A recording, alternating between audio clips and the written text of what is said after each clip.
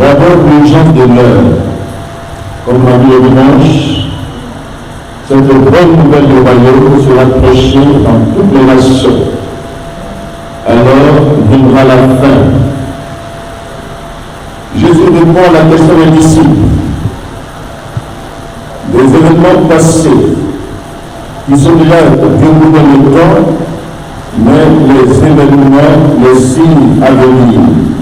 Et dans ces signes à venir, Jésus les met en deux catégories.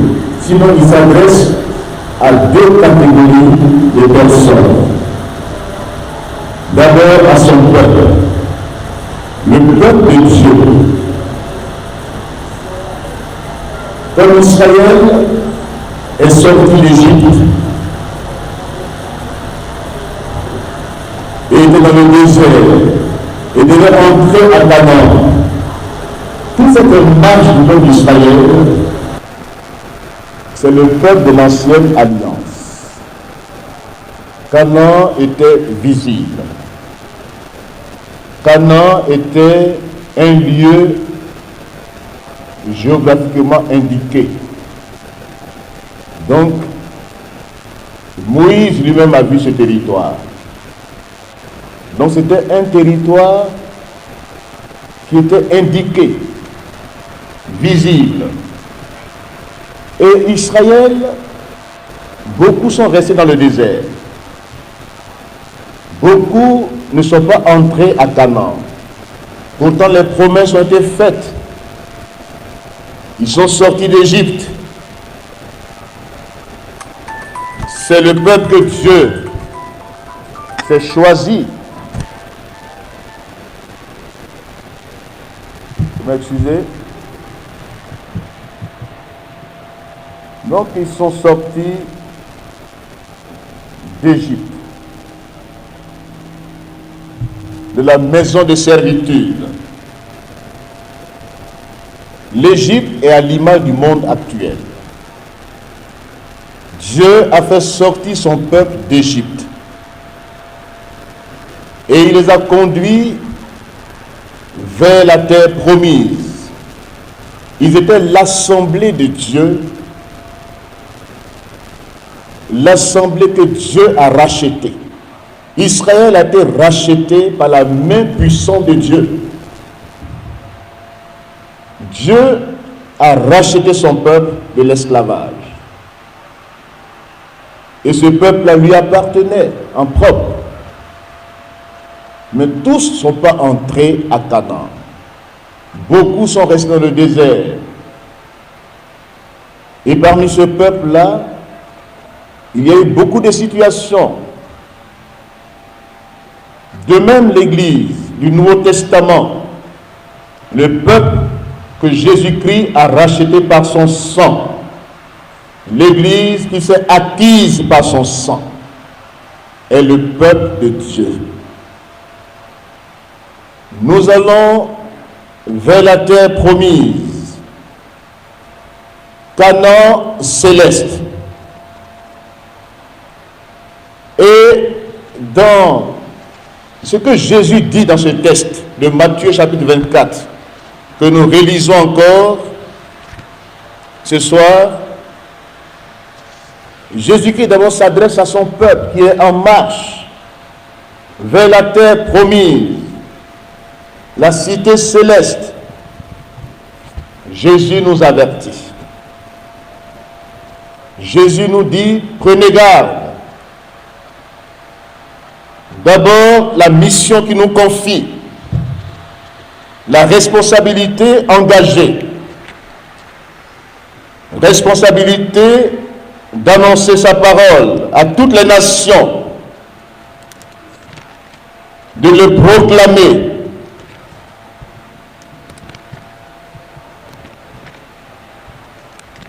Et ensuite, il nous avertit.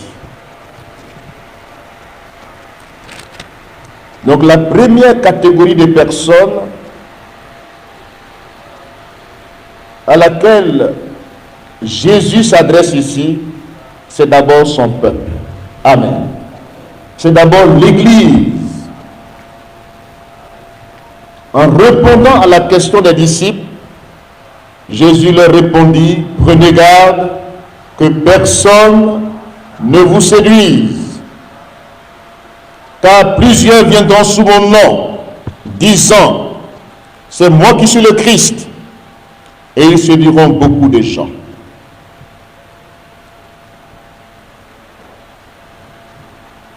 Verset 9.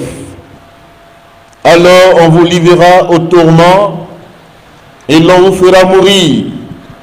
Et vous serez haïs de toutes les nations à cause de mon nom. Alors aussi plusieurs succomberont. Ils se trahiront, se haïront les uns les autres. Plusieurs faux prophètes s'élèveront et ils séduiront beaucoup de gens.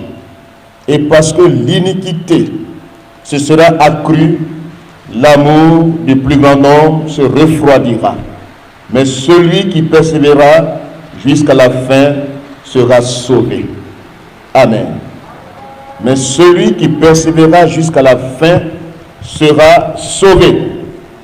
Nous sommes sauvés par la foi, par la grâce de Dieu, mais nous serons sauvés si nous persévérons. La preuve qu'on est sauvé, c'est qu'on persévère. Amen. La preuve que quelqu'un est sauvé, c'est que dans sa marche, il y a la persévérance. Il ne reste pas en chemin. Il va jusqu'au bout. Il tient ferme. Il n'abandonne pas. Il ne se rétracte pas. Il ne renie pas la foi. Il va jusqu'au bout.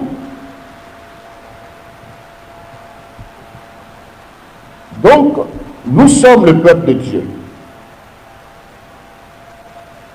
Le dimanche, je disais que dans la parabole des deux fils, le premier fils, il est à l'image d'un apostat, quelqu'un qui a les apparences, mais qui renie ce qui fait la force de la vie chrétienne. Il n'a pas une relation vivante avec le Père. Et qu'est-ce que Jésus dit dans Matthieu chapitre 19, verset 30? Plusieurs des premiers seront les derniers. Amen. Plusieurs des premiers quittons la position du premier-né. Plusieurs des premiers seront les derniers. Et plusieurs des derniers seront les premiers. Amen. Voyez-vous, s'adressant à son peuple, il dit, prenez garde, vous êtes sauvés, c'est vrai. Le salut, c'est un don de Dieu. Il y a ceux qui ont goûté au salut. Quand on goûte une chose, est-ce qu'on a mangé? Quelqu'un a goûté. Il a goûté un repas.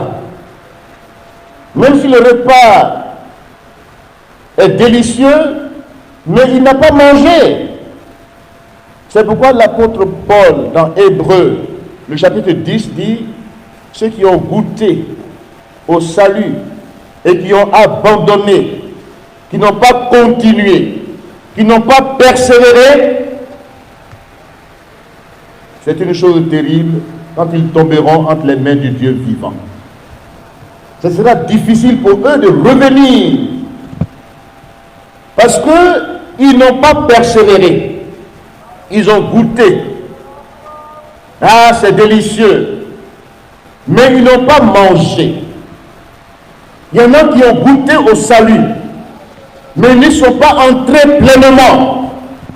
Et quand on a goûté à quelque chose, notre vie n'est pas influencée parce qu'on a goûté. Vous n'avez pas mangé un repas, vous ne pouvez pas dire ce repas-là, en tout cas, m'a fait du bien. Vous allez dire seulement j'ai goûté. Donc faites la différence entre ceux qui parlent une fois sauvé, sauvé. La grâce, bon marché. Ou bien, on peut perdre le salut. Mais est-ce que ce que tu mérites, c'est ça que tu peux perdre? Quand tu mérites quelque chose, tu peux le perdre. Mais quand c'est un don qu'on t'a fait, la différence, c'est que tu peux goûter au don, mais tu n'es pas entré pleinement dans le don. Et c'est là que ça se passe.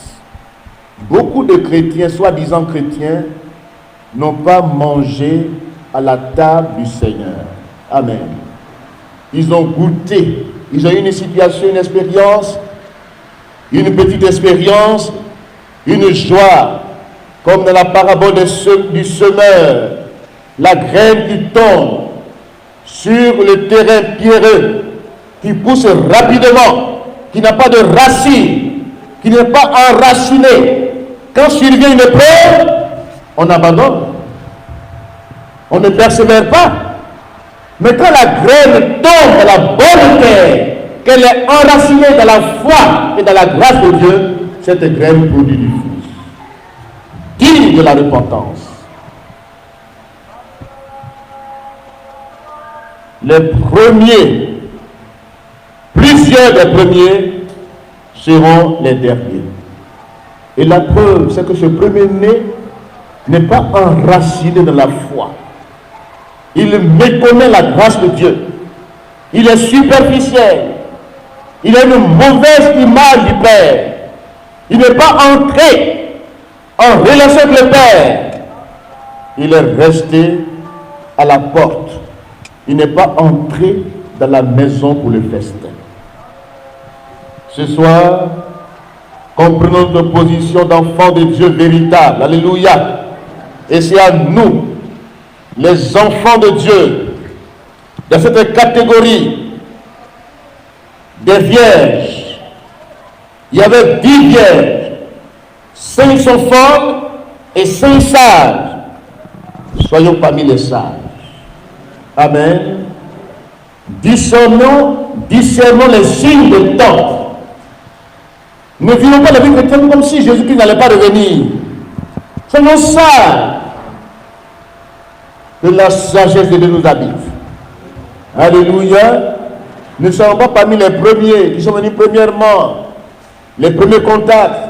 Ils ont goûté premièrement. Et ils sont dévancés par ceux qui viennent après. Parce que ces personnes-là nous dévancent dans la position, dans les choses meilleures. Ils prennent possession. Ils s'enracinent. Ils persévèrent.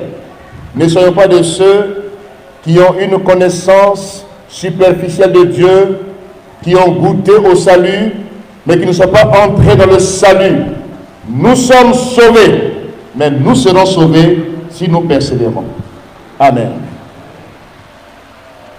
Voyez-vous, je revenais ce soir sur la séduction. Si nous n'y prenons garde, les deux menaces sur l'Église, sur le peuple de Dieu, c'est la séduction et l'apostasie, l'abandon de la foi, le manque de persévérance. Ceux qui subissent les situations et qui ne persévèrent pas tombent dans l'apostasie. Ceux qui sont en quête des choses nouvelles, qui ne sont pas sûrs de leur salut, qui ne sont pas convaincus qu'ils sont sauvés réellement, ceux-là s'exposent à la séduction. Si nous manquons d'assurance, pour que cette assurance soit vraie, il faut aller en profondeur avec Dieu. Amen. Alléluia. Allons tous en profondeur avec Dieu. Nous ne sommes pas premiers pour une simple formalité, mais que notre position en Christ soit une vraie position de supériorité. Amen. Ce soir, nous allons encore aller en profondeur sur ces prophéties. Il y en a de positives et il y en a de négatives. Ma prière ce soir et le but de ma prédication ce soir, c'est de te dire, ne réalise pas les prophéties négatives de la parole de Dieu, mais réalise celles qui sont positives. C'est ta responsabilité. Ne réalise pas les prophéties négatives de la parole de Dieu, mais réalise celles qui sont positives. Nous avons vu le dimanche que l'une des prophéties positives, c'est que je sois conscient que Dieu m'a choisi, que Dieu m'a appelé à sortir du monde, à appartenir pleinement au Seigneur Jésus-Christ et à être un instrument entre ses mains pour être un gagneur d'âme. Même si Jésus dit, plusieurs des premiers seront derniers, mais tu dois dire, je ne serai pas dernier. Amen. Je ne serai pas dernier. Même si le Seigneur annonce ces choses, je refuse d'être dernier. Amen. Parce que ce que tu acceptes, ce à quoi tu adhères, si tu acceptes quelque chose sur la terre, le ciel l'accepte. Si tu déclares dans ta vie quelque chose, te basant sur la parole de Dieu, le ciel aussi le déclare. Amen. Et c'est quoi ils disent, tout ce que vous lirez sur la terre, tout ce que vous permettez sur la terre, tout ce que vous acceptez sur la terre est accepté dans les cieux. Tout ce que vous refusez sur la terre, tout ce que vous liez sur la terre est lié dans les cieux. Et tout ce que vous déliez, le fait de délier, c'est d'accepter, c'est d'accueillir. Mais le fait de refuser, c'est de lier, c'est de mettre hors d'état de nuire tout ce qui peut t'influencer. Amen. Ta responsabilité est engagée. Refuse d'être au début de la marche et de ne pas entrer dans la terre promise. Sois comme Josué et Caleb. Montons, nous y serons vainqueurs. Alléluia. Alléluia. Donc, Jésus-Christ, il appuie tellement sur cette pensée prophétique qui semble être négative. Parce qu'il dit plusieurs faux prophètes se lèveront et ils séduiront beaucoup de personnes.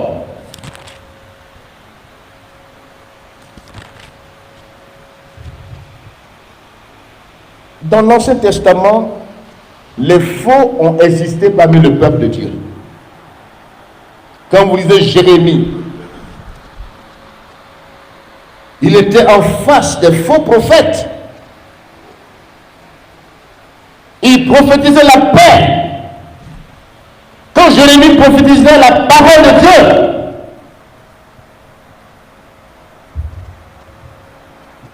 quand Jérémie disait ce que Dieu dit, eux ils disent le contraire de ce que Dieu dit. Il dit non, ces choses n'arriveront pas. Vous n'allez pas aller en captivité.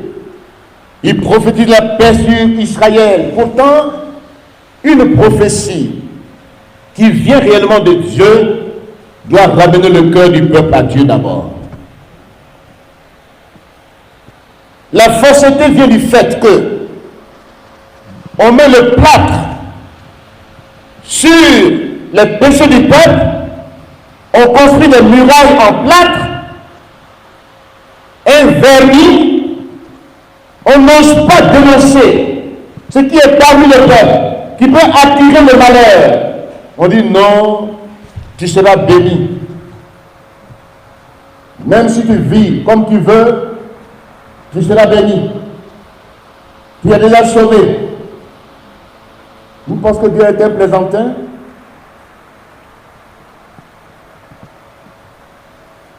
Et ces faux prophètes ont existé durant tout le ministère de Jérémie, Ézéchiel, Ésaïe. Au temps du prophète Élie, il était confronté au faux. L'un des combats de l'Église aujourd'hui, c'est le combat contre la fausseté. Amen. Les combats des leaders, des hommes de Dieu, de l'ancienne alliance, les combats parmi le peuple, les infiltrations des faux, ils ne se sont pas tus là-dessus. Ils ont dénoncé les faux. Tous les prophètes dans l'Ancien Testament ont dénoncé les faux. Et l'apôtre Paul dit, à la suite du Seigneur Jésus-Christ, dans Actes chapitre 17, que nous lisons, Actes des apôtres,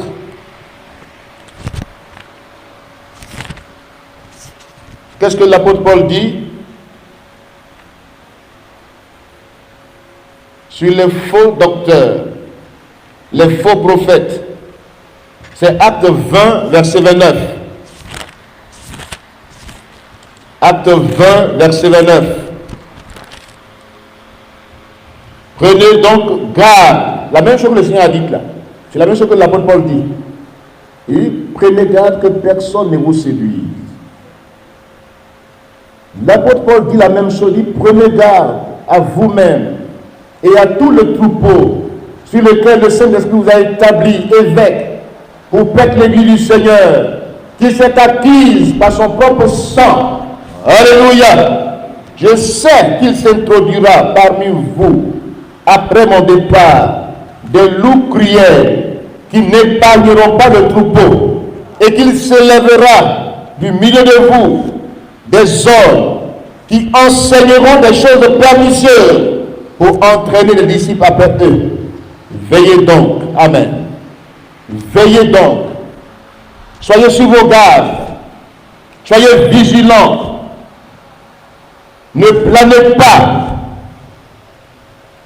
Ne croyez pas à tout esprit. N'ajoutez pas foi à tout esprit. Ayez le don de discernement. Éprouvez les esprits.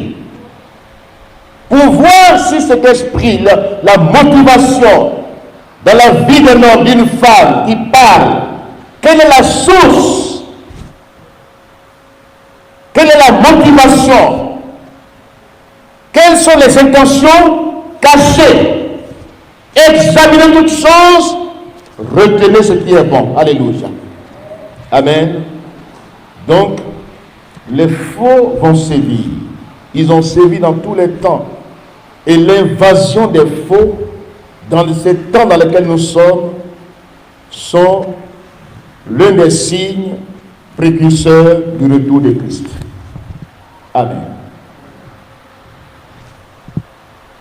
Voyez-vous, la fausseté a des origines lointaines.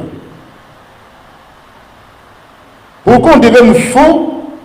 Parce que tout le monde est exposé à cette tentation. Jésus lui-même a été tenté. Satan est venu vers lui pour dire,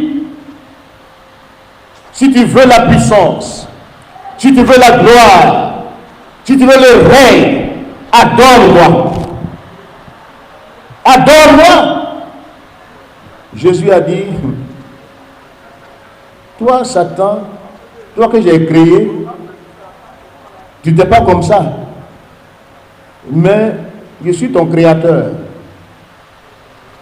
J'adore Dieu seul. Amen. Tu adoreras le Seigneur ton Dieu et lui seul.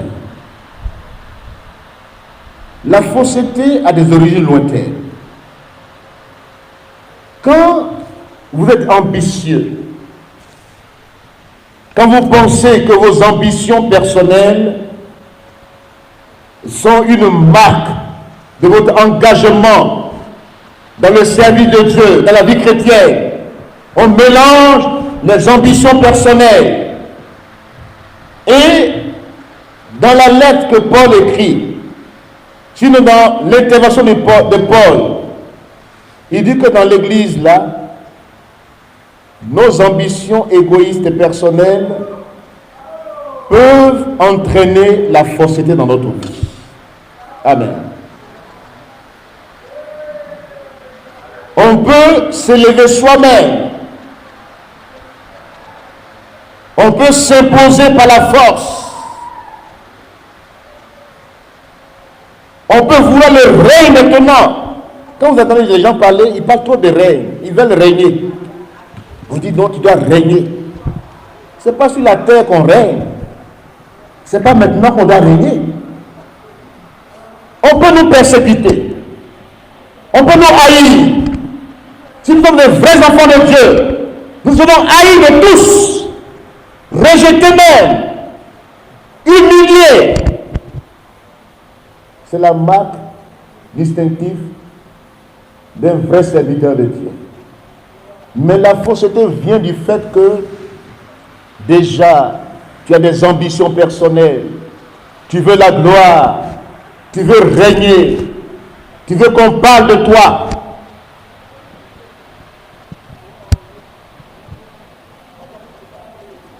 Satan peut te proposer le règne. Il a proposé ça à Jésus-Christ. Il n'a pas eu peur de Jésus-Christ.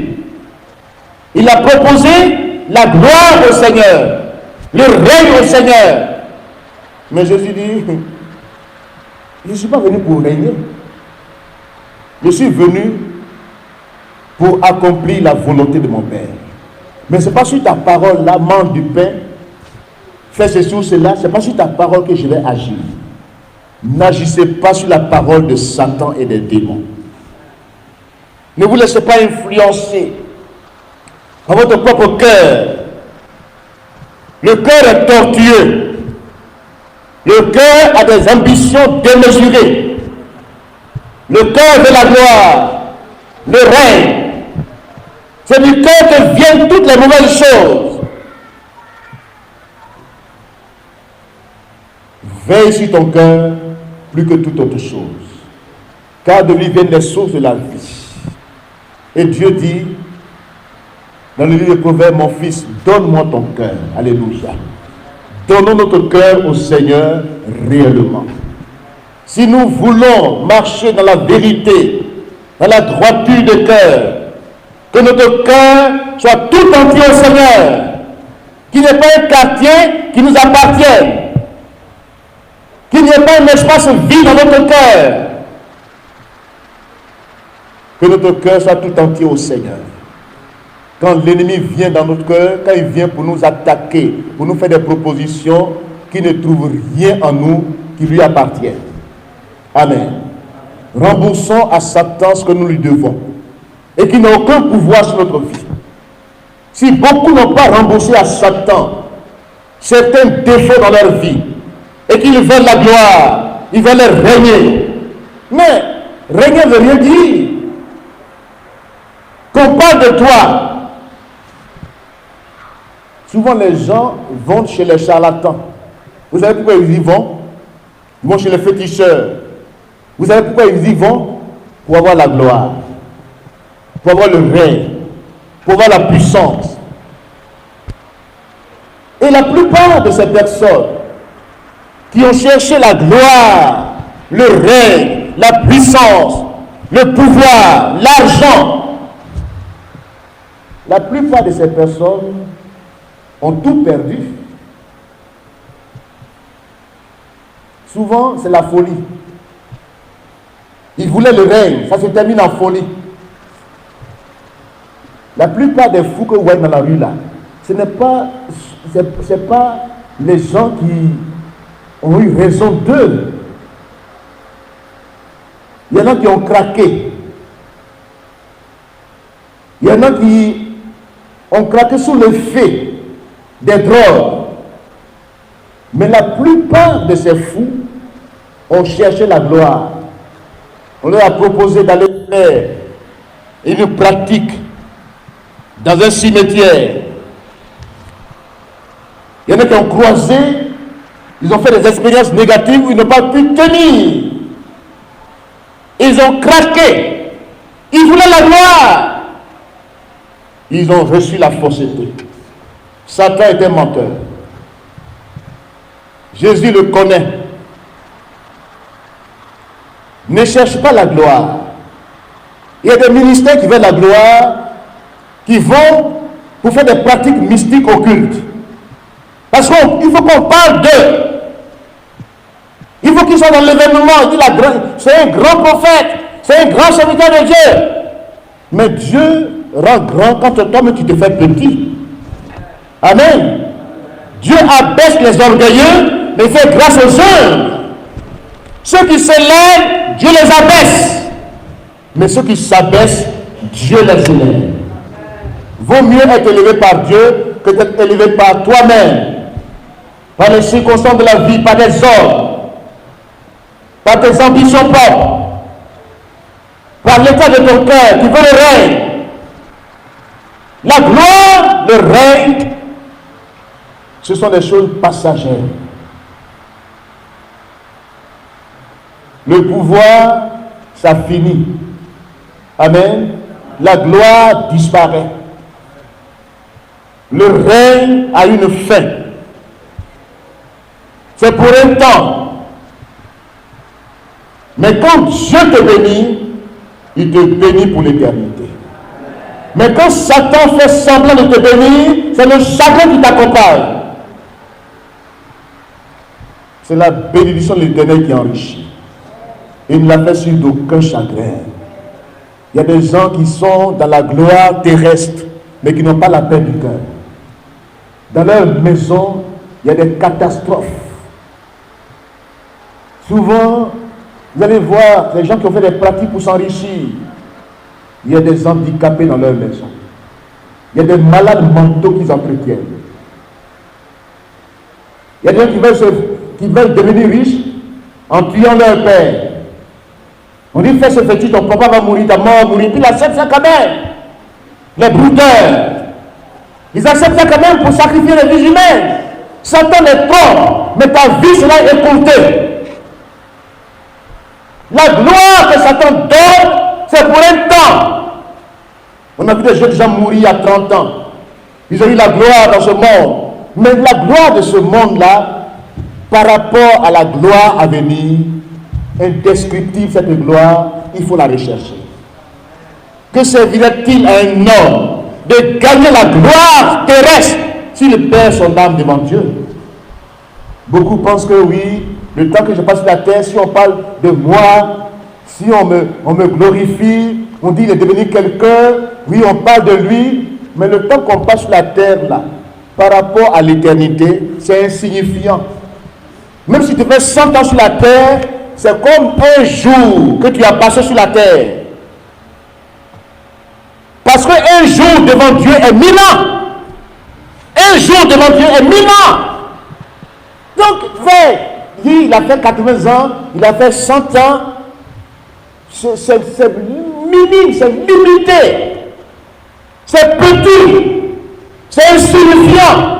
Mais l'éternité, c'est pour tout le temps.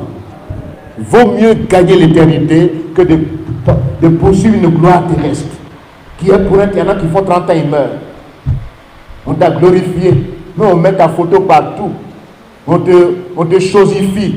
On même dit qu'un animal. Et puis on fait ta caricature. Et là, tu penses que tu as la gloire. Les bacs qui passent là, leur image est déçue partout. Comme si, dès cette gloire-là, elle est passagère. Mais la gloire de Dieu est éternelle. Alléluia. Donc la fausseté a des origines lointaines. Quand ton cœur n'est pas droit au début de ta vie chrétienne, tu viens pour goûter à la sauce. Tu n'as pas mangé. Tu n'es pas réellement imprégné du salut. Tu es demeuré de la surface. Tu n'es pas entré en profondeur. La parole de Dieu n'a pas pris racine dans ton cœur. Il y a des péchés non confessés dans ta vie. Non seulement tes ambitions personnelles, Satan peut les assouvir, mais en même temps, toi-même, ton cœur même, tu n'es pas droit devant Dieu. Tu n'as pas grandi sainement dans l'église. Il y a des péchés cachés dans ta vie. Et ces péchés-là, non confessés, engendrent une multitude de péchés. Voyez-vous, dans la vie chrétienne, nous sommes tous engagés, nous sommes exposés à la fausseté. Que ton cœur soit droit devant Dieu. Que tu sois sincère avec Dieu. La vie chrétienne n'est pas faite devant les... C'est pas pour plaire à qui que ce soit. C'est pas pour plaire à l'homme. C'est pas l'homme qui va plaider devant Dieu. Ma cause. Quelqu'un ne jugera pas ma place devant Dieu. Même le pasteur ne prendra pas faire cause pour moi devant Dieu.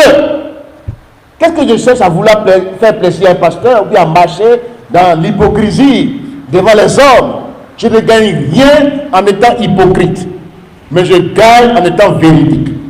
Parce que ma vraie image, mon vrai visage sera découvert. Il y a des gens, leur péché n'est pas découvert à temps. Ça se découvre à la suite des temps. Ils ont duré comme des premiers-nés. Comme les premiers. Mais au fond, ils ne sont pas les premiers. C'est des superficiels. On a vu qu'on était jeunes. On était dans la jeunesse ensemble. On s'est convertis ensemble. Et il y a des jeunes qui cherchent Dieu, qui veulent se marier normalement dans l'église. Mais il y a des jeunes qui vivent dans l'impudicité tout le temps. Et qui sont dans l'église. Ils vivent, parce que c'est facile. Quand tu es païen, quand tu es non-croyant, le péché est difficile. Mais quand tu deviens croyant, et surtout quand tu as goûté à la sauce, le péché est facile. Et puis si tu n'as pas la crainte de Dieu, tu vas passer tout le temps. On ne m'a pas vu. Je n'ai pas péché. Il y a des gens qui ont grandi comme ça dans l'église, qui ont vieilli dans l'église, qui sont comme des premiers. Ils sont venus avant tout le monde. On les a trouvés là. Mais leur témoignage n'a jamais été clair avec Dieu. Ils ont duré dans l'église comme des premiers, mais c'était des inconvertis. Et puis, chose grave, ces gens-là, plus tard, ils font semblant. Comme ils ont duré, on pense qu'on peut leur faire confiance. Et ils déclarent leur vocation. Dieu m'a appelé. Dieu m'a appelé. Quand il a fini de passer dans toutes les casseroles, où il a goûté partout, Dieu va l'appeler maintenant. Il traîne derrière lui un passé négatif. Des péchés cachés, non confessés. Et il dit, Dieu m'a appelé. Et puis aujourd'hui, nous on regarde aux apparences. Il sait bien parler. Il sait s'exprimer. Il a des talents. Il est compétent. Il est excellent. Il excelle. L'art oratoire. Il a toutes les qualités. Mais j'aimerais vous dire, devant Dieu, ta vie répond de ta responsabilité. Le monde cherche des gens compétents, excellents, qui savent parler, qui sont arrogants. Le monde cherche de la politique du monde. Mais dans l'église, Dieu cherche des saints hommes, des saintes femmes, qui craignent l'Éternel. C'est eux qui sont les amis de Dieu. Et ce qui gâte aujourd'hui l'église et le témoignage de l'église, on dit tel pasteur, soi-disant pasteur, les mauvais témoins les accompagnent. Et c'est pourquoi souvent, que là où on les connaît, ils quittent là, ils vont là où ils seront étrangers. Ils se promènent d'église en église. Et là où on ne les connaît pas, puisqu'ils ont appris des techniques avec nous, puisqu'ils nous ont suivis en prêchant, puisqu'ils connaissent ce que nous connaissons, ils peuvent le démontrer ailleurs. Et les gens qui ne les connaissent pas, leur font confiance, en même temps, on leur confie une responsabilité. On dit, monsieur le pasteur, madame la prophétesse. Et puis après maintenant, ces habitudes, voyez-vous, le péché caché, le passé négatif nous rattrape au fait de la gloire. Au fait de la gloire. Puisque nous recherchons la gloire, c'est là où Satan va nous avoir, parce que nous lui devons quelque chose que nous n'avons pas remboursé. Et quand nous serons maintenant visibles devant tout le monde, c'est là qu'il va nous lancer une flèche, un pic qui va nous atteindre. Beaucoup de soi-disant pasteurs aujourd'hui vivent dans l'immoralité sexuelle. L'iniquité s'accroît dans le monde. Et les péchés liés à l'immoralité sexuelle ne sont pas condamnés dans l'Église. On dit il est compétent, il est excellent, il réalise. Ceci nous intéresse. C'est les questions d'argent qui nous intéressent. Mais j'aimerais vous dire, le péché, tous les péchés sont au même niveau. Je ne dis pas que, mais le péché qui détruit triplement quelqu'un, c'est le péché lié à l'immoralité sexuelle. Un serviteur de Dieu, soi-disant serviteur de Dieu, qui n'a pas vaincu ce péché, il n'est pas un serviteur, il est un agent de Satan. Il est un tueur d'âmes. Il est un sorcier charismatique. Combien de tueurs d'âmes aujourd'hui dans nos églises? Lisons Ézéchiel chapitre 13. Vous êtes là ce soir avec moi, non? Mais suivez-moi. Suivez mon regard. Dieu condamne. Dans ce jour-là, le lecteur nous a parlé. Moi, je ne savais pas, parce que je n'ai pas eu le temps, mais j'ai relu après le dimanche. Il dit, bon, mais je suis dans la révélation. Oh, c'est le dimanche là que Ézéchiel a parlé d'un faux. Comme je n'ai pas lu le dimanche, je repars à la maison, je vois ce passage, il dit, ah bon, donc Dieu là, il m'a convaincu de quelque chose. La parole de l'Éternel me fut adressée en ces mots. Fils de l'homme, prophétise contre les prophètes d'Israël, qui prophétisent et disent, dis à ceux qui prophétisent selon leur propre cœur, leur propre pensée. Et ces gens-là maintenant dans le ministère, quand ils sont dans le ministère, ils disent les choses sur leur propre pensée, leur propre esprit. Ainsi par le Seigneur l'Éternel, malheur aux prophètes insensés. Ils ne sont pas ça, ils sont les insensés. Amen. Ils suivent leur propre esprit et ils ne voient rien. Tels des renards au milieu des ruines. Vous connaissez les renards? Les renards vont dans les champs où on a déjà planté.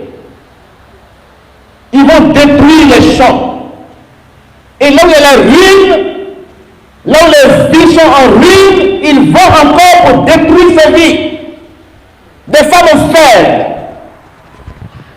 qui ont des faiblesses. C'est eux, ils enfoncent. C'est des renards au milieu des ruines. Et quand ils font ça, ils disent, tu ne m'as pas vu, hein? Ne dis pas ça à quelqu'un. Je t'ai béni. Tu es bénie, ma fille. Voyez-vous, c'est terrible. Quand ils vivent dans ces péchés, et c'est pourquoi on les appelle les bénisseurs. À tout bout de chemin, ils bénissent. Ah, ma fille, Dieu te bénisse. Tu es bénie. Des renards spirituels. Des insensés. Et comme ça, c'est eux qu'on approuve. Parce que les gens qui ont des faiblesses, qui n'ont rien compris, en les voyant, ils disent, oh, c'est lui qui est le meilleur, le bénisseur. Dieu les appelle les renards, les insensés. Vous n'êtes pas monté devant les brèches. Voyez-vous, le vrai prophète Élia, il est identifié ici. Un vrai prophète, c'est un intercesseur. Alléluia. C'est un homme de prière qui va devant Dieu pour avoir la pensée de Dieu. Mais eux, ils ne montent pas devant Dieu. Hein? C'est leur cœur, c'est leur pensée, c'est leur esprit. C'est l'actualité ambiante. Ce qu'ils prennent ici, ils prêtent à penser. Et c'est ça qu'ils prennent comme prophétie. Ils prophétisent selon le Dieu de leur temps. Dieu dit ici, les vrais prophètes montent devant les brèches. Alléluia. Ils entourent le peuple d'une muraille. Ézéchiel 22, verset 30. Dieu cherche des hommes qui se mettent, qui se tiennent à la brèche, qui élèvent le mur, qui protègent le peuple de Dieu contre les envahisseurs, contre les faux.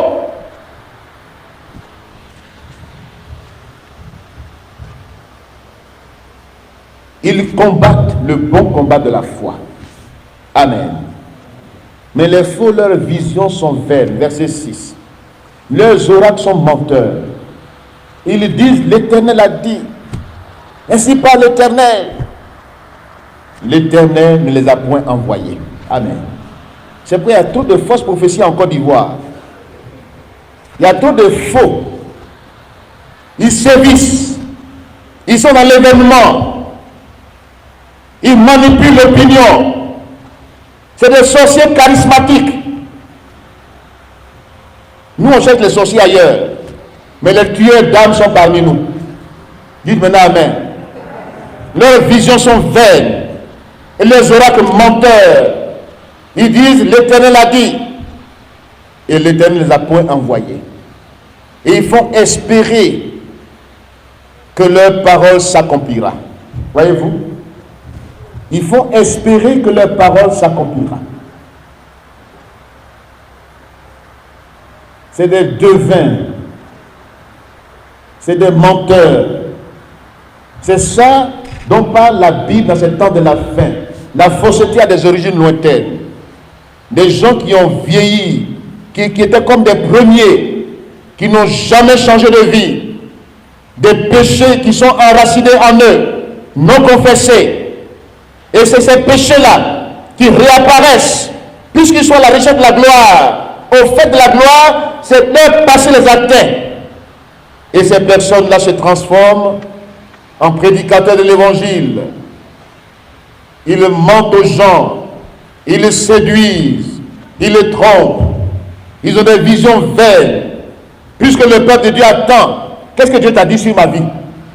Ne soyez pas de ces personnes-là qui courent après les prophètes pour dire, dis-moi ce que Dieu t'a dit. C'est des charlatans spirituels. Dieu n'a pas besoin de charlatans. Le Saint-Esprit est en toi. Il te parle. Et une vie de prière, Dieu te révélera les choses cachées. Invoque l'Éternel toi-même. Pourquoi courir après les hommes? Que Dieu nous aide ce soir. Les faux pilules ont rempli partout. L'apôtre dit, ils s'infiltreront parmi vous. Ils s'introduiront dans l'église. 2 Corinthiens 11, 13, 15. Ils se déguiseront comme leur patron lui-même. Satan se déguise en ange de lumière. Eux aussi se déguisent en serviteurs de Dieu. Puisque les gens disent, ah, ne touchez pas à mes oins. Voici la parole aujourd'hui. Ne touchez pas à mes oins. Quitte à oin même. Et puis on va te toucher. On va te toucher ce soir. Là où tu es ce soir, je te touche. Ils mentent aux gens, ne touchez pas mes oins. Et puis ceux qui sont naïfs, ceux qui sont ignorants, les respectent. Même s'ils connaissent leur vie sale, ils les respectent quand même. Parce qu'on a dit, ne touchez pas mes oins. Qui t'a oint? Est-ce que c'est Satan qui t'a oint? Si Satan d'en haut va te toucher, les faux pasteurs, les faux évangélistes, les faux prophètes, les faux docteurs, la fausseté dans une vie, quand tu n'as pas vaincu ce domaine-là important dans ta vie, tu es un faux. Tu peux paraître, tu peux faire des exploits, mais tu es un agent de Satan, sans le savoir. Parce que Satan utilise dans les pratiques le vieux péché du monde. La prostitution a été le vieux péché du monde. Et il y avait des prêtresses telles que Jézabel, dont parle Apocalypse. Il y avait Nimrod, il y avait Séminaris, leur culte païen, idolâtre, était fait d'orgie.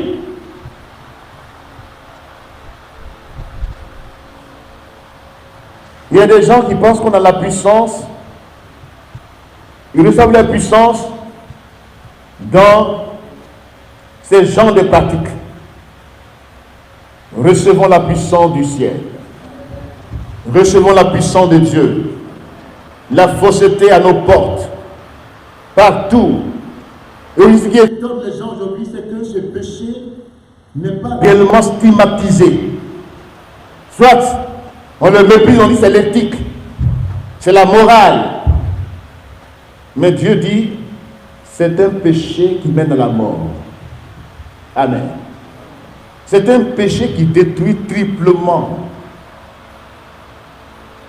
Tu es le temple de Dieu. Celui qui détruit le temple, Dieu le détruira. Celui qui se livre à l'impudicité, à l'immoralité sexuelle, il pêche contre son propre corps, contre le temple de Dieu. Et les conséquences sont terribles. Vous voyez aujourd'hui les maladies que le monde ne peut pas vaincre, telles que le sida, ces maladies liées à la désobéissance devant Dieu, à l'infidélité. Beaucoup d'infidèles dans nos églises. Il est marié, il est dehors. Et il est chrétien quand même. Il a goûté, il n'a pas mangé. Dites amen maintenant. Dieu reste au péché. Quelque autre péché qu'un homme commet, ce péché est hors du corps. Mais celui qui se livre à ce péché d'immoralité sexuelle, d'infidélité, il pêche contre son propre corps. Il détruit le temple de Dieu. Amen. L'une des causes de la mort prématurée vient de ce péché. Vous m'entendez bien ce soir? Ceux qui veulent vivre longtemps sur la terre, fuyez l'impudicité. Amen. Fuyez le péché d'immoralité. Vivez dans la sanctification. Tout le monde peut avoir des faiblesses dans certains domaines. Nul n'est parfait devant Dieu. Mais le signe d'appartenance vraie à Dieu, c'est dans ce domaine, quand tu es fidèle à ton épouse, à ton mari, quand tu es un jeune homme, tu te gardes pur jusqu'à ton mariage, tu donnes la preuve que tu es vraiment enfant de Dieu. Amen. Amen. Vous êtes d'accord avec moi? Quittons la fausseté au nom de Jésus-Christ. Ne réalisons pas les prophéties négatives de la parole de Dieu. Réalisons celles qui sont positives. Même si on dit les premiers seront derniers, sois parmi les premiers. Commence bien et termine bien. Alléluia. La fin d'une chose vaut mieux que son commencement. Va jusqu'au bout. Persévère et tu seras sauvé. Et si tu es sauvé, donne la preuve de ton salut. Par ta conduite, par ta vie irréprochable. Par ta vie qui craint Dieu. Ne sois pas dans les semblants de vie, dans le vouloir paraître. Ne cherche pas une vaine gloire. Mais que l'humilité te fasse même regarder les autres comme étant au-dessus de toi. Alléluia. Alléluia. La fausseté est terrible. Et puis, quand on s'est enraciné dans la fausseté, c'est difficile de se repentir. Regardez Judas. Est-ce qu'il s'est repenti? Il regrette. Mais il n'y a pas de repentance. Le regret n'est pas la repentance. Il y en a qui regrettent sur le lit de mort. Là où on confesse péché, là, ce n'est pas sur le lit de mort. C'est pas quand tu es dans le coma. Et puis on va imaginer quelque chose, oui, il a accepté la prière, il a accepté qu'on prie pour lui, ça ne veut rien dire. Est-ce que tu es lucide? Est-ce que tu es en toi-même? Mais pas que tu m'entends à distance, comme près, et que tu m'écoutes. Les péchés, on les confesse quand on parle. C'est pas repentance. Si Dieu lui a accordé encore quelques années, il va continuer. Repentance veut dire abandon du péché, haïr le péché dans sa vie. Ne pas laisser la porter à l'ennemi de ta voix. Dire non à Satan, à sa proposition. Il n'appartient plus. Mon corps est le temple du Saint-Esprit. Alléluia. Ne réalisons pas les prophéties négatives de la parole de Dieu. Jeunes gens, jeunes filles, maintenant si tu veux que Dieu te bénisse, obéis à la parole de Dieu. Ne joue pas avec Dieu. L'obéissance récompense. La désobéissance, c'est des conséquences terribles. Tu n'es pas comme le brigand à la gloire pour dire j'attends la dernière occasion pour dire bon Seigneur, Jésus savait que si le brigand la descendait, il allait continuer à être brigand. Vous m'avez bien? Jésus dit maintenant montons ensemble. Amen. Et puis, Satan va donner l'occasion, même comme vous dites, au dernier moment, donner l'occasion de commettre des péchés, il peut fermer ta bouche. Si tu ne peux plus parler pour remuer l'air, pour lui dire, le frère là, on a prié pour lui, il a remué l'air. Non, nous n'avons pas remué de l'air, nous sommes confesseurs de tes péchés. Amen. Dieu dit, ces faux-là, verset 9, ils ne feront point partie de l'assemblée de mon peuple. Ils ne seront pas inscrits dans le livre de ma maison. C'est terrible. Ils ne feront pas partie de l'assemblée de Dieu, du peuple de Dieu. Parce qu'ils disent là, c'est la fausseté. En disant Père, quand il apprend le Père, pour que le bâtir une muraille. Et eux, ils la couvrent de plaques, enduits de plaques. La plaie est là, ils ne sont pas la plaie de mon peuple. Sur le groupe de plaie, ils mettent des plaques. Parce qu'ils sont en quête de gain, de pouvoir, d'argent. L'âme des gens ne les intéresse pas. Eux-mêmes savent qu'ils ont vendu leur âme à Satan. La plupart de ceux qui vont prendre des alliances secrètes, des bagues de chevaliers qu'ils portent au doigt, des bagues de magie, pour les miracles mensongers, des pratiques occultes. Ils vont pour la puissance dans certains pays et ils viennent. Ils ont la gloire. Dieu dit qu'il ne faut pas partir de mon peuple. Amen. Ils fabriquent des coussinets pour toutes les escènes et ils font des voiles et ils subissent les âmes. C'est des sorciers charismatiques. Les faux. Des sorciers charismatiques. Des tueurs d'âmes. Il tue les gens spirituellement. Une personne qui est venue se confier à toi, qui te fait confiance, qui abuse d'elle, qui est tueur, qui est sorcier. Nous, on sait des sorciers ailleurs.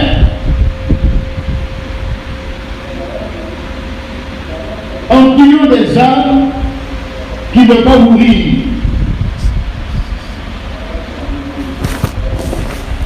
Il supprime les gens.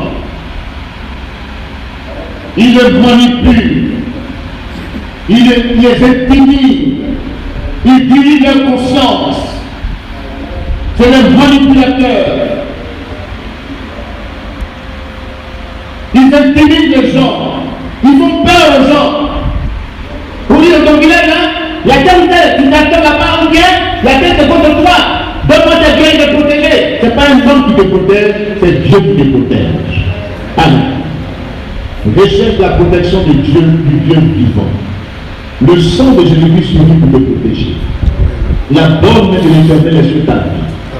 Les anges de Dieu tombent autour de ta vie. Partout où tu vas, Dieu t'accompagne. Ne cherche pas d'autre protection d'un autre évangile. Ne t'appuie pas sur les hommes, mais appuie-toi sur le Seigneur. Parce que ces temps que nous vivons sont des temps de grande séduction. Amen. Puisque l'iniquité se sera accrue, nous verrons cela de la deuxième tranche. Le monde qui nous entoure, l'iniquité va s'accroître dans le monde. Les péchés d'abomination contre nature vont s'accroître dans le monde. Et on va les légaliser. Des choses qui ont condamné le peuple monde au temps de Noé, au temps de Lot, ces mêmes péchés pour lesquels Dieu a envoyé le déluge dans le monde ancien, ces mêmes péchés ascendants de mort qui ont fait que le feu est descendu, c'est les mêmes péchés-là qui réapparaissent en puissance et qu'on démanise. C'est ça l'iniquité qui va s'accroître dans le monde. Et aujourd'hui, on fait des mariages d'homosexuels. Et on légalise, il y a des pasteurs homosexuels se marient, des lesbiennes se marient. Et on trouve ça normal, ça ne dérange personne. Et on est là, on se tait, on a dit bien. Dieu dit que les homosexuels iront en enfer. Au nom de Jésus-Christ. Vous m'entendez bien ce soir? Tous les homosexuels, s'ils ne se répandent pas de leur péché, c'est l'enfer qui les attend. Il ne faut pas jouer avec ça pour dire oui, on est fait des tolérants. Les théologiens d'aujourd'hui, ils sèment la tolérance dans tous les domaines. Ils parlent d'éthique, de tolérance. Il faut tolérer tous ces gens dans l'église. Tu es homosexuel, répands-toi. C'est tout. Répands-toi de ton péché. C'est un péché qui conduit à la mort. Et puis maintenant on joue, on met en vue des plaques sur les gens, parce qu'ils payent leur vie, parce qu'ils font ceci, donnent l'argent. Oui, non, mon fils, vraiment, c'est ton choix, tu as choisi. Comment on peut choisir d'être homosexuel? Il faut aller en profondeur pour voir qu'est-ce qui a fait cela, et le délivrer, le sauver. Ne pas mettre en vue des plaques. Oui, oui, mon fils, ma fille, Dieu te bénit, les gens se répètent leur vie, Dieu te bénit, Dieu te bénit. Dieu ne te bénit pas. Il te dit, réponds-toi de tes péchés. Amen, tu m'entends ce soir. Il ne faut pas dire, il y a aussi les chrétiens, et puis pasteur, c'est terrible. Celui qui va enseigner le peuple, celui qui. Et puis, partout aujourd'hui, on cherche, tu es allé, on voit ça partout, et puis ça ne dérange personne, on trouve ça normal. Que l'Église se lève enfin, en dénonçant ces choses et en prêchant l'évangile. Il ne faut pas que l'amour disparaisse de nos cœurs.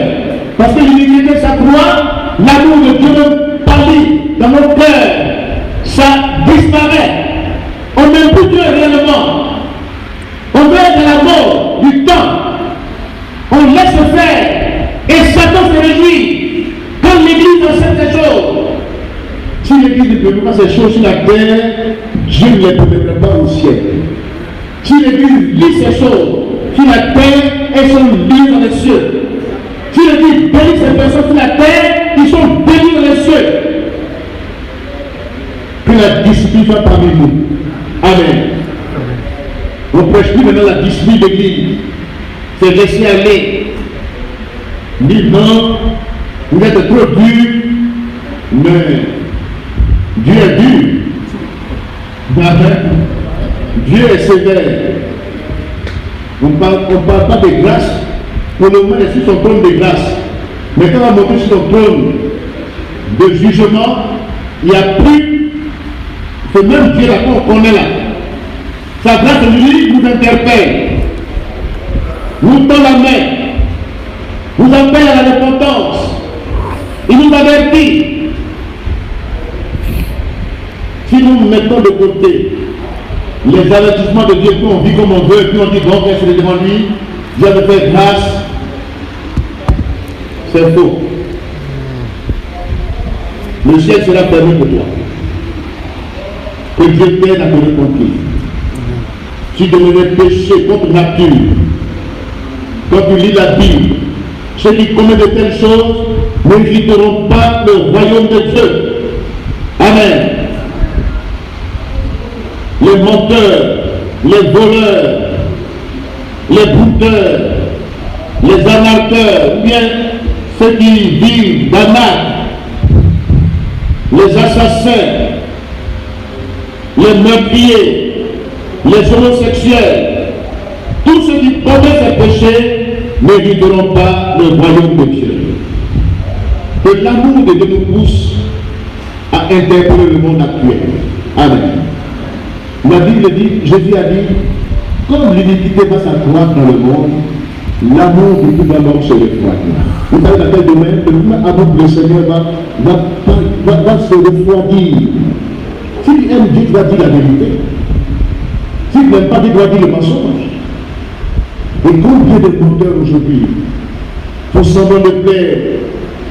Quelqu'un fait le produit sur le droit chemin, dit non, si je suis trop dur avec lui, si je lui dis la vérité, il va quitter l'église. Il y a beaucoup d'églises qui vont l'accueillir parce qu'ils payent la grosse dîme. Moi, je peux manger ta dîme, mais je vais te dire la vérité. Si tu veux dire la vérité, ben, cherche un lieu où on te mentir, pour aller en enfer, et te dire la vérité. Il y en a qui veulent un mot, on dit ceux-là, ils sont vraiment conservateurs, ils sont ceci ou cela, ils sont fascistes. On est plein de fascistes, de conservateurs. C'est le mot du temps actuel, du libertinage, du laisser-aller. Où on dit Dieu est mort. On n'a pas de compte à rendre à quelqu'un. On fait ce qu'on veut. Mais Dieu, là, ce n'est pas le libertinage. Dieu, sa liberté exige l'amour et la justice. Amen. Donc, que l'amour de Dieu soit dans nos cœurs. Que notre amour ne se refroidisse pas envers le Seigneur. Marchons dans la vérité. Que mon témoignage soit vrai. Que j'aime le Seigneur. Il y en a qui baptisent, ils cherchent l'appui des grands. Quand ils sont dans une situation où ils savent que leur vie est menacée, ils se confient aux grands pour être protégés, comme les politiciens. Ah, de la couverture des grands. Je marche avec un grand. Toi, tu es qui? Pour me parler. Toi, tu es petit? Je suis petit, mais la parole de ma bouche est le marteau. Marteau.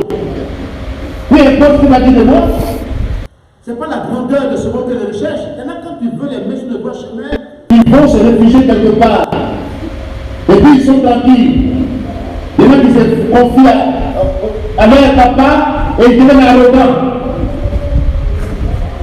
On voit ça en politique. Il y en a qui ne peuvent pas te dire, si ils te croisent sur le chemin, ils ne peuvent pas te parler, mais comme vous êtes grand de eux, ils peuvent te parler. Mais Dieu là, il est grand. Dieu est tout puissant. Je me confie à l'Éternel, si je suis petit la terre, devant Dieu, je suis grand devant Dieu. Et je préfère que ce petit sur la terre était grand devant Dieu, que était grand sur la terre était petit devant Dieu. Tu vis dans le péché, tu veux qu'on t'honore comme Saül. Honore-moi. On veut les honneurs. On ne veut pas se repentir seulement de sa pression. On ne veut pas se repentir. David était roi, il s'est repenti. Dieu l'a restauré. Que l'esprit de Saül nous dit au nom de Jésus-Christ. Honore-moi, honore-moi. Mais si tu veux les honneurs, honore d'abord Dieu. Et Dieu te honorera. Alléluia. Que l'amour de Dieu habite nos cœurs. Que l'amour du prochain nous habite. Voyez-vous, si nous perdons l'amour de Dieu, voici qui va suivre. Leur amour est refroidi. Qu'est-ce qu'ils feront? Ils se réuniront. Ils se trahiront. Combien de vrais parmi le peuple de Dieu aujourd'hui? On prêche l'évangile, mais on ne vit pas l'évangile. On vit le concret de son prêche. Dieu est amour. Mais quand nous sommes devant une situation où on oublie l'amour de Dieu, la haine nous habite. Le mépris nous habite. La vengeance nous habite. La rancune nous habite. La rancœur nous habite. On n'oublie pas les péchés des autres. Pourtant, Dieu nous a pardonné nos péchés. Nous a réduit nos péchés.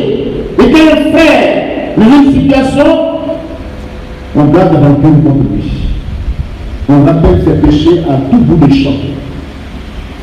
On vit nos humeurs. On sait bien nos humeurs. On dit paix, paix. Quand autour de nous, les gens nous encensent, on est tranquille, on parle de paix. Ce n'est pas l'évangile ça. C'est l'esprit du monde qui est rentré dans l'église et qui fait que les gens sortent de l'église, ils se divisent, ils se haïssent, ils se méprisent, et après ils vont gêner, ils vont faire convention, ils vont aller prier. C'est quelle prière on fait? Quand on n'a rien dans le cœur, celui qui laisse son frère, c'est bien de prier. C'est bien de sorcier charismatique. Il a l'apparence de la piété. Quand son langage, quand il prêche, on dit oh, l'homme pieux, il parle bien, il prêche bien, il a la théologie, il sait parler. Mais dis maintenant ce que tu prêches. Quand tu es en face d'une situation, tu ne peux pas pardonner. Tu peux oublier, tu ne sais pas. Tu balances tout et tu dis tu sers Dieu. Prenons garde. Amen. Prenons garde de la manière dont nous bâtissons. Prenons garde aujourd'hui. Nous devons un compte à rendre devant Dieu, nous tous. La manière dont tu as bâti. Si tu es avec du foin, du chaud, tu perdras la récompense. Mais si tu battais de l'or, les pierres précieuses, l'argent, les marteaux de valeur, la récompense te suivra. Et les gens ne pensent même pas à la récompense céleste. Ils vivent comme sur la terre, ils sont à couvert des hommes, ils veulent goûter eux, ils mettent les disciples eux comme Paul l'a dit. À cause du leadership, à cause des ambitions démesurées, les gens les suivent, on les appelle leaders, diviseurs, trompeurs, menteurs, et les suivent. Mais s'ils oublient que devant Dieu, ils ont un compte à rendre. Ils ne pensent même pas au compte rendu qu'ils auront à rendre devant Dieu, mais comme on les approuve, comme on les apprécie aujourd'hui, ils vivent comme si Dieu, Jésus-Christ n'allait pas revenir. Nous rendons tous compte à Dieu. C'est pourquoi persévérons dans la foi, dans l'amour. Vivons la parole de Dieu. Marchons selon l'esprit de Dieu. Vivons selon l'esprit de Dieu. L'esprit d'amour, de paix, de joie, de patience, de tempérance, de douceur, de maîtrise de soi, que le Saint-Esprit nous inonde de sa grâce. Et que dans ce temps de la paix, nous veillons sur notre vie. Nous veillons sur notre esprit, sur notre langage, sur notre espérance. Persévérons ensemble. Nous voulons la gloire du Seigneur. Que Dieu bénisse sa parole. Amen. Amen. Amen.